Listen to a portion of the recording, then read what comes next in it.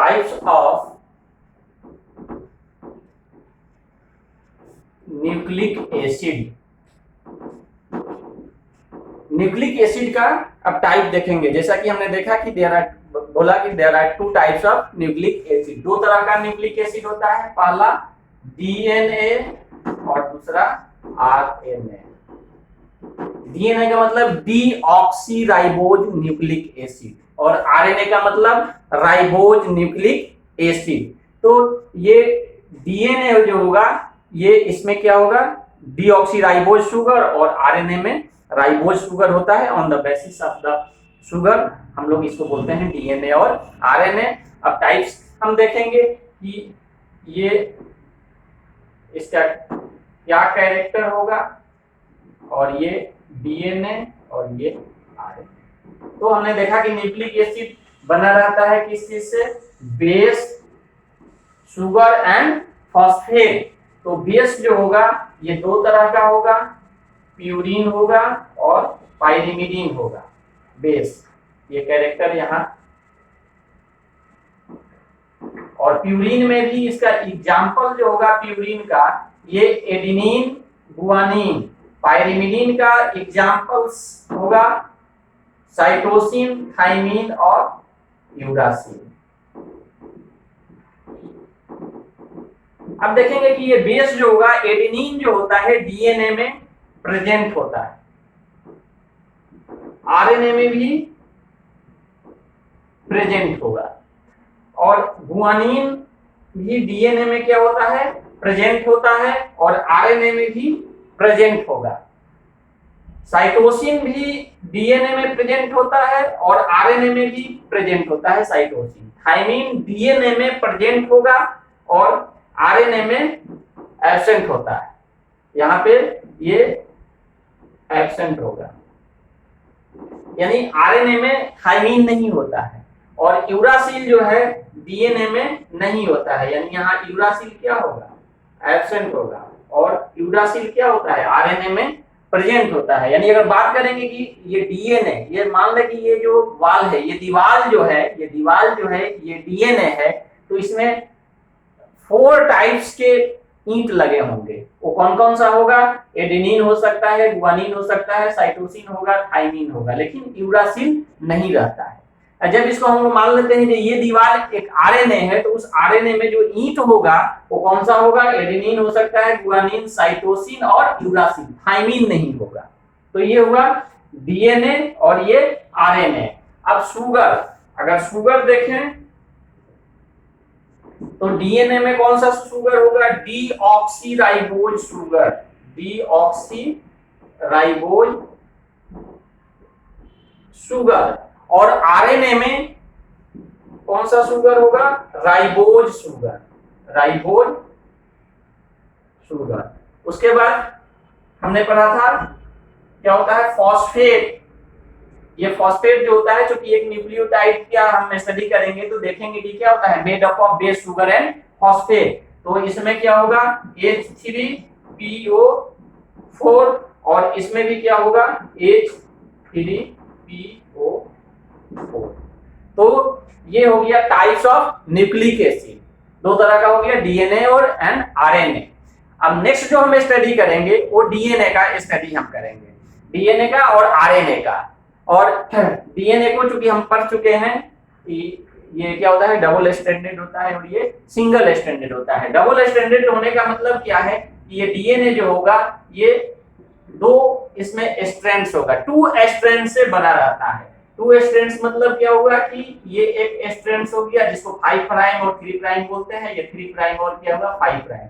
और ये आरएनए जो होगा ये क्या होता है, सिंगल स्ट्रैंड का बना रहता है, यानी ये 5 प्राइम हो गया और ये 3 प्राइम हो गया। या इसी डीएनए को हम लोगों ने स्ट्रक्चर देखा होगा कि इस डीएनए को हम ऐसे लिख सकते हैं, ये 5 प्राइम, ये 3 प्राइम, ये 5 प्राइम और ये 3 prime.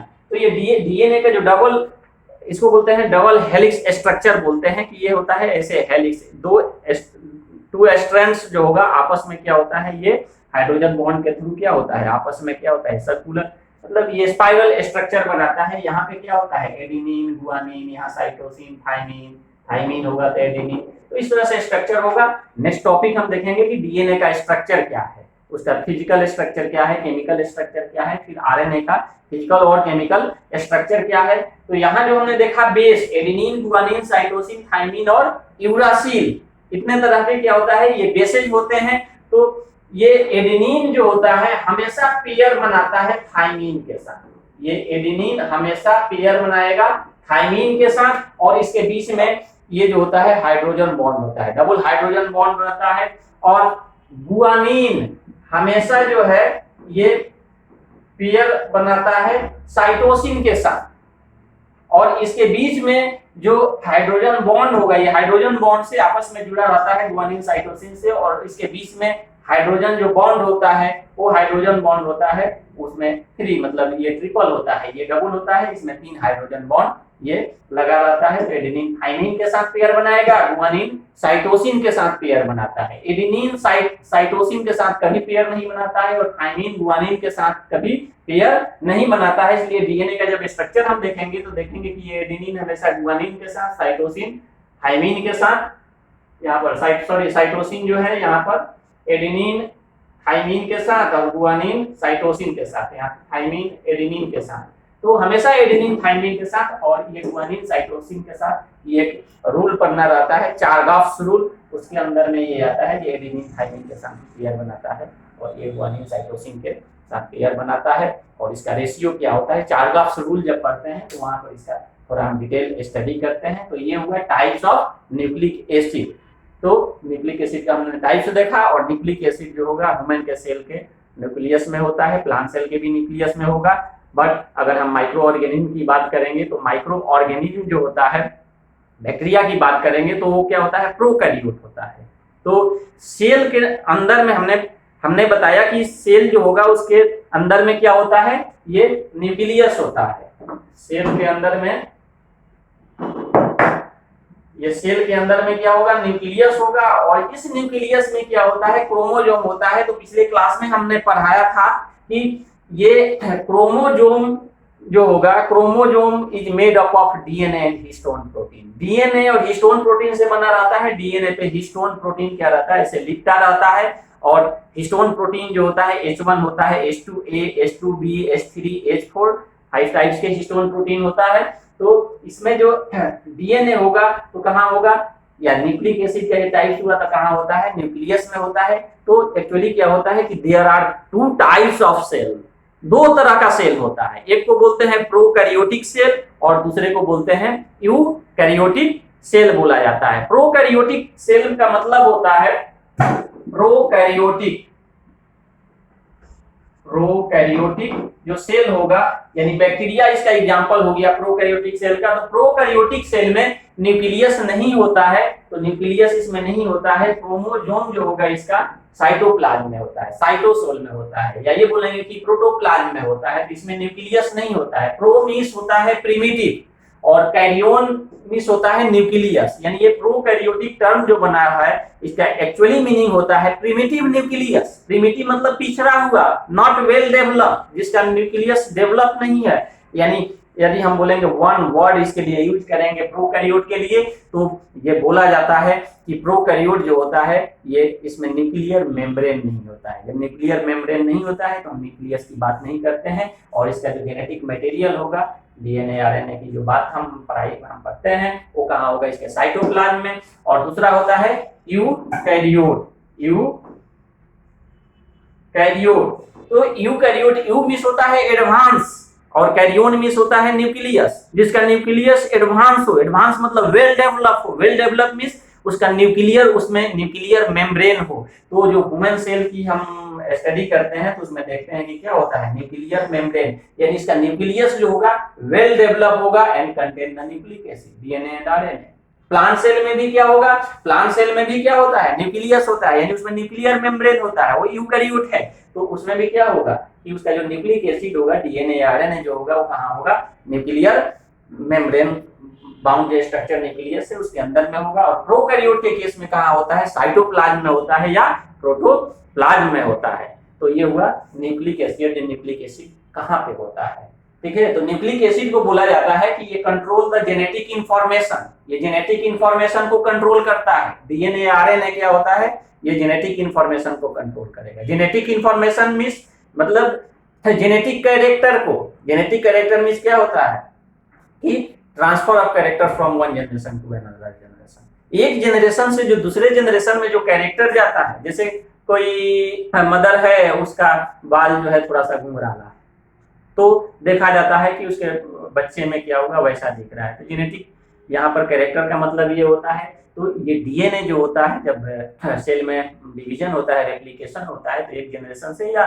One generation to another generation जो जाता है वो किसके थ्रू जाएगा, क्रोमोसोम के थ्रू जाएगा, या बोल सकते हैं डीएनए के थ्रू जाएगा। क्योंकि हम यहाँ पढ़ भी चुके हैं कि chromosome is made up of DNA and histone protein. तो ये डीएनए जेनेटिक इंफॉर्मेशन, या भी बोलेंगे कि ये न्यूक्लिक एसिड जो होता है ये जेनेटिक इंफॉर्मेशन को स्टोर करके रखता है, और ये क्या होता है एक जनरेशन से दूसरे जनरेशन में लेकर के जाता है।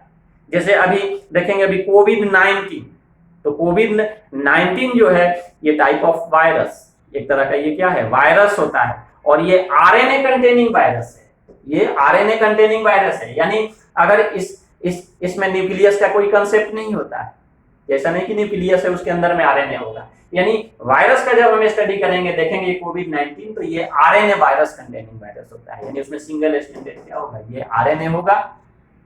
तो ये आरएनए क्या है, उसके लिए जेनेटिक मटेरियल का काम करता है, यानी जो जेनेटिक इंफॉर्मेशन होगा इस आरएनए में क्या होता है, ये आरएनए में रहता है इस वायरस का।